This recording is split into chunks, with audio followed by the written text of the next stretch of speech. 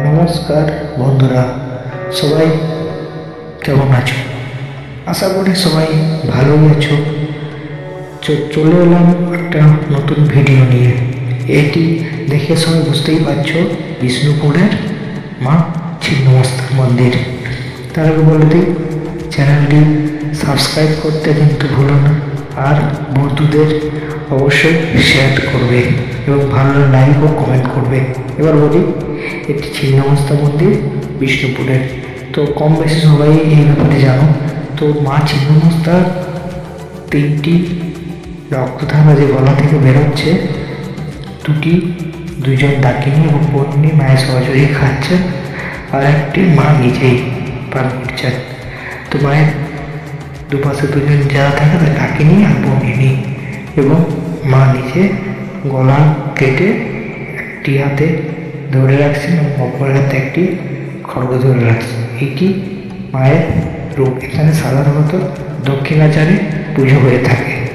তো এই ভিডিওটি কেমন লাগলো অবশ্যই কমেন্ট করতে ভুলবেন না কিন্তু, এবং সবাইকে অবশ্যই ভিডিওটি শেয়ার করে দেবে এবং নতুন নতুন ভিডিও পেতে চ্যানেলটি সাবস্ক্রাইব করে রাখবে।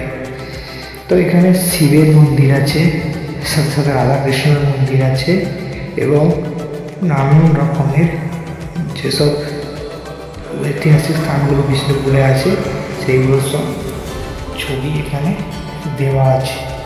এখানে অবস্যাতে বিশেষ বিশেষ পুজো হয়। এইটি মহাদেবের মন্দির, এটি মায়ের মন্দিরের ঠিক পাশেই। যারা যারা পুজো দিতে চাও, বাইরে দোকান আছে, ওখান থেকে জিনিসপত্র কিনে পুজো দিতে পারো। এবং মন্দির চত্বরটি খুব সুন্দর এবং পোড়ামাটির কারুকার্য করা অনেক কিছু জিনিসপত্র এখানে পাওয়া যায়। যারা নেওয়ার ইচ্ছা তারা নিতে পারো। একটি রহস্যময় স্থান এটি।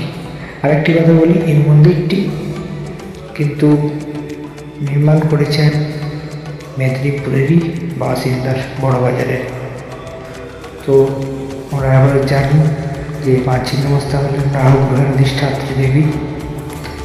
অনেকে আসেন এখানে মায়ের কাছে পুজো দিয়ে যায় এবং গ্রহ শান্তির জন্য। আমি সন্ধ্যাবেলায় গেছিলাম মায়ের মন্দির। আজকের মতো এখানে ভিডিওটি শেষ করলাম।